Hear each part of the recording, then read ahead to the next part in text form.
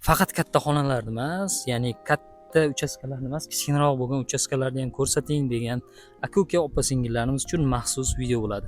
Angren shahar Beruniy ko'chasidan, Beruniy mahallasidan Dukentga qarab ketaverishimizda chap qo'limizda shundoqqina vulkanizatsiya joylashgan. Vulkanizatsiyadan taxminan mana ko'rib turibsiz 50 metr ichkariga kirganimizda ko'chalarimiz mana bunaqa chiroyli holatda asfalt bo'lib turilgan. Ayniqsa Qorabog'dagi masjidda azon ovozlari ham eshitilib turadigan sharoitdagi uyga kelganmiz. Uyimizni chekka qismlari mana shu tomongacha ekan, ya'ni 4 sotixdan iborat to'rtburchak sharoitda qilingan.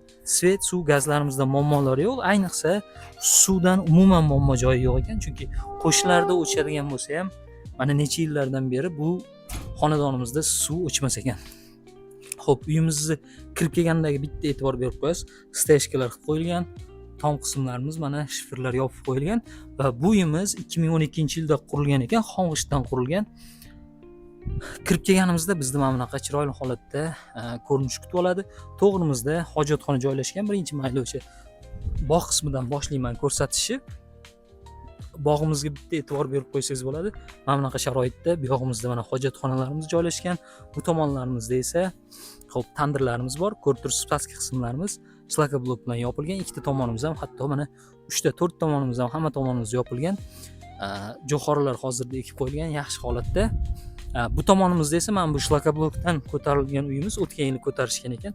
Bu tomonimizdagi, bu yog'imizda esa 3 ta xonadan iborat uyimiz 2012-yilda ko'tarilgan, xong'ishdan qurilgan.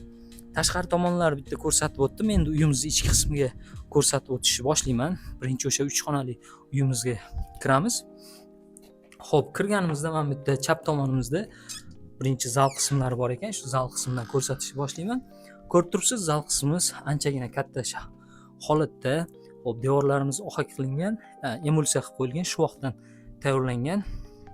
Mana shunaqa katta sharoitda va bundan keyin o'tadigan bo'lsak, mana bu joyimizda katta eshigimizdan kirganimizda ko'rib turibsiz, ayvonimiz kutib oladi tapchanlar bilan birga. Bu yoqdan oshxona qismiga o'tadigan joylari bor. Hozir uni ham ko'rsatib o'taman.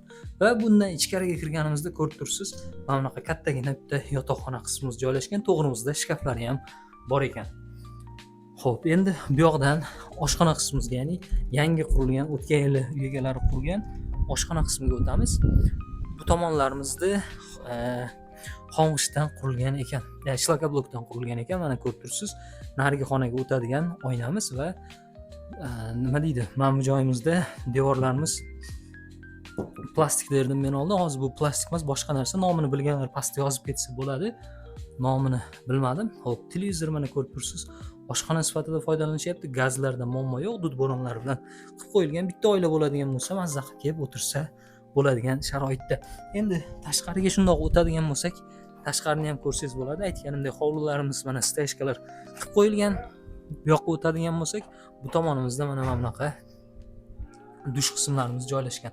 Katyollar qilib qo'yilgan, issiq suv, sovuq suvdan muammolari yo'q. Ko'rib turganingizdek. Va bu yog'imizda bog' qismlarimiz. To'g'rimizda tandirlarimiz bor. Bu yog'imizga yana nimadir xohlasangiz qurilishlar qilib olsangiz bo'ladi. Xo'p, pastda uy egalarining o'zlarining telefon raqamlarini qoldiramiz. Bemalol telefon qilib turib, gaplashib, baraka qilib olsalaringiz bo'ladi. Bu uyimiz uchun uy egalari taxminan $60,000 atrofida narx so'rashyapti. Yana ham kelishtiriladigan joylari bor deyishdi. Bemalol tortinmasdan telefon qiling, o'zlari bilan gaplashib turib, baraka qilib olsangiz bo'ladi. Beruniy mana shu ko'chasidan, mahallasidan uy qidirib yurgan tanishlaringiz bo'ladigan bo'lsa, ixchamgina mana shunaqa 4 sotixli bemalol telefon qilib turib, gaplashib olsalaringiz bo'ladi. Yoki bo'lmasam 4 sotixli uy qidirib yurgan tanishlarimizga bu videoni jo'natib qo'yamiz. Kanalimizga obuna bo'lishni unutmang.